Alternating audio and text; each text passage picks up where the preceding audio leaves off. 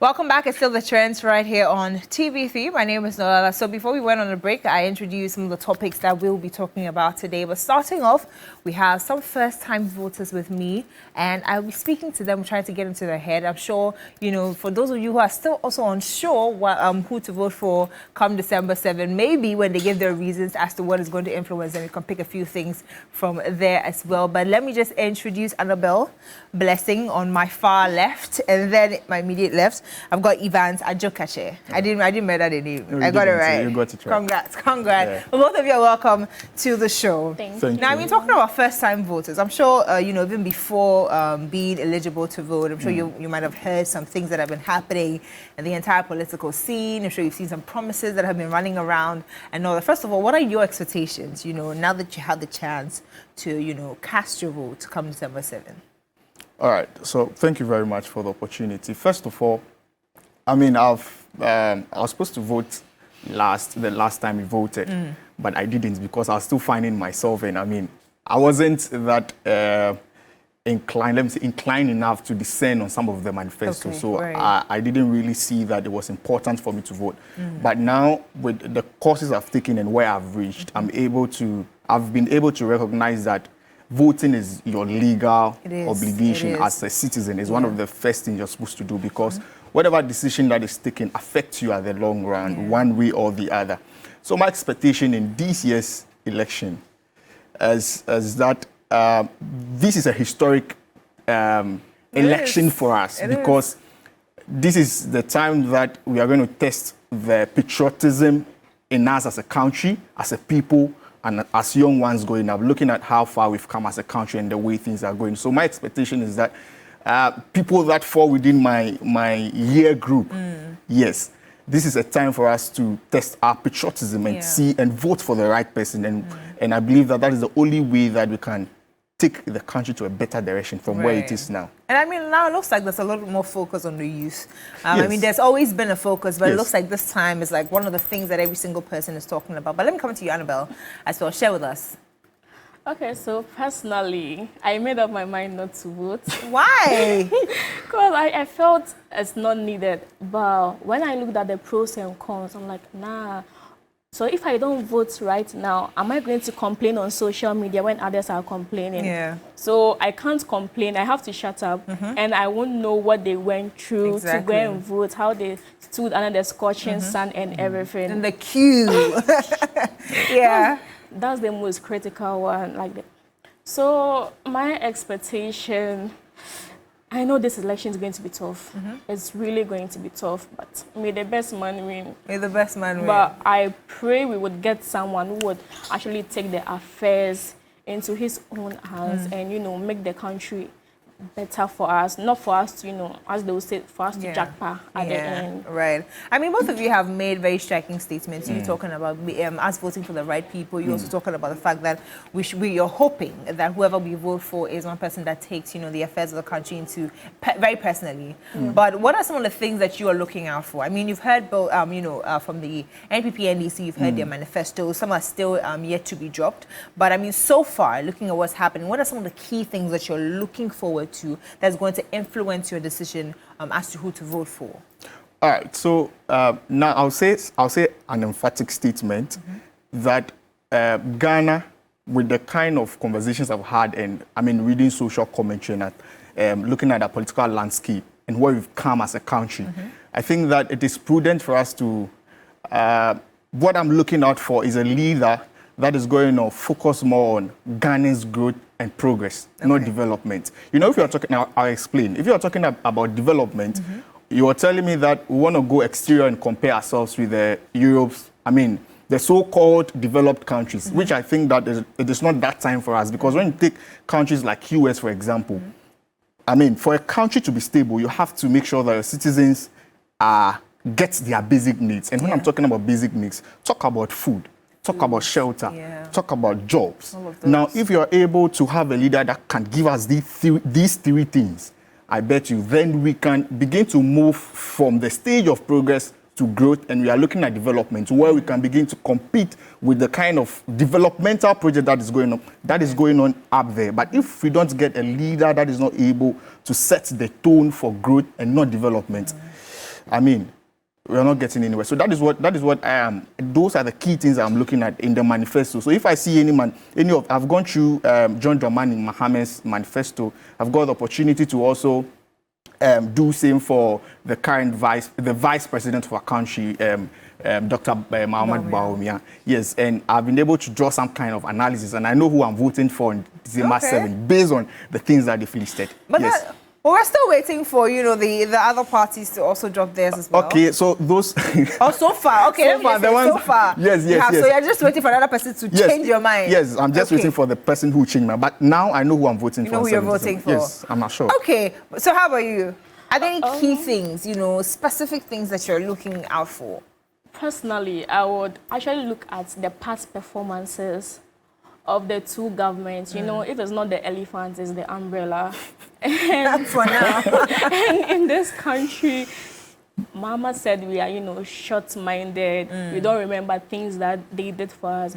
So me personally, if I'm going to vote, I'll look at the past performance. Because one problem we have in this country is that when maybe, let's say the NDC began a project, when the next party comes in, they don't want to continue the project. Yeah. Yes, and I think that's actually burdening the country. Like, it's really, really bad. So with the past performances, I'm going to look at the pros and cons again. If it's okay for me, why not? And also the characteristics of the president. Is he fit enough to handle the country? Okay. Everyone can Where talk. fit means? Is he fit enough? Fit means. Give us a bit of context, because at this point. Yes. I don't mean in terms of his physical well-being or okay. something, but someone who is intelligent, as he said, someone who is able to take the country forward, has the country's mindset at heart, and also provide the basic needs that we need. Because right now, when you look at the rent, because the shelter cost, it's really bad. Okay. A month for a single room is 1,500. Do you want to start going into people's... you want to start waking sleeping dogs? So that is a daily challenge we go in as young ones. Yes. It's that bad. And some people are not working, and some people are also struggling, and even the pays are not enough. NSS allowance are not even being paid on time. So where do you expect people to get this money? And these landlords are not even taking 6 months or maybe 3 months or a month. 1 year, 2 years advance. And some of them are even charging in dollars. So with all these factors going on, you have to look at the president who will be like, oh, okay, sure, I've heard all what the youth are saying, and I'm going to do something better for them. Yeah. But it's like they all come just for their benefits, but not the interest of the citizens. At the end of the day, it's us who are voting for them. Right. Yes. Now, I mean, so, a lot of them come with their promises. And really and truly, until you give them a chance, you really never know what they're going to do. Because really, it's everybody's talking. Everybody's looking at all the manifesto. They look good, no? Of course. But until you give them the chance. So I feel like there might be just something extra. There might be an extra, I don't know if it is for you as well, but is there any other extra factor, that you're looking for, maybe from a personal point of view, some of the challenges that you're facing that are being mentioned in somebody's manifesto that's going to influence you to vote, or you think it's going to be a general thing that you're going to look at? Right. So let's do with the NDC. Okay. So looking at they want to reset Ghana. Yeah. So it means that Ghana has moved from. We need a flash. Yeah. So we have to reset everything. Yes, but I am in love with the 24-hour economy. For now.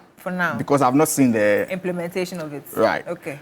I feel that when looking at industrialization, then we are talking about creating the platform for most of the majority, that is the youth, to get work to do. And that is the basics. Because as it stands now, we have majority of us, I continue to say that people in my year age or year group, because I live with them each and every time, and we are struggling to find job. Yes, I've completed this year. And I'm turning around to look at what to do. Even if you send the applications, they are not even responding. So the 24-hour economy I feel that is an opportunity for us, if implemented well. I think that it's going to create that forum for us to have more of our youth to get opportunity to work, because we are talking about industrialization now. You're going to be having dual employment. So if someone comes to work with the explanation they've given, if someone comes to work from this hour to this hour, the person will go and we need another person to come. I think that I mean, talking about, industrialization, one of the aspiring candidates that has been, championing that cause a lot is definitely going to be Cheddar. Yes. He has like a whole 12 points for you guys. Yes, but Cheddar, the last time I watched Cheddar said he's still a movement. Okay. Yeah, so I'm waiting for him. You're waiting for him? Yes, to launch his political party. Then we'll see how we'll do. But for now, he told us that he's still a movement. Yes. So I'm waiting for him. But now, let's do it. Let me not say let's do it. Let me do it. 24-hour economy with the kind of industrializations that you're talking about. I feel that is going to create a system for us, for most of our youths to get something to do. Whether you've gone to school or not, you still have the chance to work in those places. Yes. Yeah. So that is the key thing that I am holding on to currently. Yes. Annabelle, do you have any personal targets that you have looking at, the entire thing? You've spoken about rent, you've spoken about some unemployment as well. Are there any other personal things that you're looking forward to seeing in a particular, party's manifesto that's going to make it a no-brainer for you that you're going to vote for them? Okay, first of all, I'd like us to dwell back into the past when the free SHS was implemented. I know in the beginning it was working, but it got to a point the school became overcrowded and it kind of, shambled the education system, and we couldn't, have maybe a good educational system, and people began failing. Yes, and the teachers were not also working. But Mahama, in its manifesto, he said he's going to make university for the first years free. Yeah. I'm thinking, free. No, so I think on that one, sorry I'm cutting you, but I usually do social commentary and stuff. Yeah, so, I mean, he said that there's going to be, it's a form of loan that you pay back, so not necessarily free. Yes. But even at that, it's still, no matter what, they are going to pay back. And I don't think making it free is going to be worth it. At least they should, bring the price down. At least if it's supposed to be 2,000, at least them paying 1,000 is going to help. Because when you say it's going to be free, they are all going to rush in. Yeah, so you think they should subsidize it? Yes, they won't learn anything beneficial, and the lecturers are not going to take their time and have the passion to teach them. Because that's what happened back in SHS. The teachers didn't have the passion to teach us anymore because everything was free. Okay. I was part of the free SHS batch. Oh, wow. Yes, and I know what I'm talking about. It got to a point. Food was a problem in the school. We had to call our parents all the time. It was bad. Okay. Yeah, but on the back of the university free thing, even though I'm in love with the 24-hour economy, that particular policy, I actually went on socials and wrote about it, that what next after level 100? Well, apparently there's an entire system that's going to, so if you want to enroll onto that for, further help, there's going to be that. But if you're able to continue, but you and I know the country we are in. I mean, that is what they are bringing. Yes, but that particular policy, I don't think that it is prudent for us as a country now. Okay. Because what next after level 100? And even after that, how many people are going to get the support they need? Because people go for student loans and they don't get it. They don't get it. And some of them have to drop out. Some of them have to come to social media and beg for funds. As for that policy, is a no-no. What next after level 100? What next? No job too. And there is no job. We have majority of us that have completed university already. We are not using the degrees for anything. We are just in the house. So why do you want to champion a course to try and force people to go to school, whereas it's not their thing to go? That's the same thing that happened to free SHS, even though we have some fine students that came out from that place. But we had people who could have gone into other areas to learn skills. By now, they would have been earning some good sums of money. But they've spent all their years going 3 months, 1 month, and coming back. And today they are in the house, not earning anything. So that particular policy on university, I've completed. You've also completed, and I think she's also in the university. I'm done. Good. She's also done. We are done. What next? We are just there. So let's try and work around that particular policy. I don't think is there's an asterisk. Yes. What next after level 100? And even with the nurses, the nursing populations are even declining because they are all leaving the country. There's no job. Dream. But in a country like Ghana, why would the nurses leave Ghana to Barbados? It's not making sense. It's not. Indeed. But I mean, just to throw this in, Kwame Bediako is still trying to get his entire, approval to become a political party. So now he's an independent candidate. Just to chip that in. But you're done with university. You're yet to go into your national service. Now, there's also one side of the story that is saying that, you listen, I think we should scrap national service. You know, another side is also, and I'm sure you've also heard what is going on with the entire national service space, you know, and all of that. Are you scared? Actually, I'm not scared. You're not scared, okay. Yes. And even if you are going to scrap national service, I know it's not going to be in my time. It won't be your side. You know that you pass that side, okay. NSS. I don't know, NSS has been part of us. So I don't think there's a need for them to scrap it off or put it away. At least, not everyone has had the opportunity to work. So we working with people and knowing the relations between humans, we'll be able to, you know, go further and work with people more. That's going to, you know, help us like gain some on-ground skills, some experience, okay. But in the end, if you scrap it out, okay, after school, what do? They go home. There's no job in the country in the first place. But national service is like we are just volunteering because the pay doesn't even come. Yeah. And even at least it also gives you, you know, some chance to create connections that can even help you later in life and all of those. Okay, most stuff. But I mean, just, you know, still looking at the upcoming elections in December, what is that one thing that you're personally going to do, you know, as a citizen, from your own point of view, to just make sure that this particular election is very free and fair, just from your point of view? From what point, what to make it free and fair? Every single person has a role to play. Absolutely. Right, you know. So I'm just as a first-time voter as well, I'm sure you're looking at how the queue is going to work, what time am I supposed to wake up and join which queue and all of those. I know those thoughts have run through your mind, you know, but just share. So this afternoon, I just went to socials and I wrote that we select bad politicians are selected by good citizens because they do not vote. Yes. So one of the things that I would do to ensure that there is free and fair elections is that let me say this as an advice to definitely. So let us hold our integrity in high esteem. Let us hold our integrity in high esteem as young people, because at this stage, we matter the most. We matter the most. Okay. As for our fathers and our grandmothers, they've already passed through this stage, and they are up level. They don't really, these things don't really matter to them, but it is you and I. So please, let us hold our integrity in high esteem. Don't go down there because somebody wants to give you 10 cedis, 20 cedis. What next after 10 cedis, 20 cedis?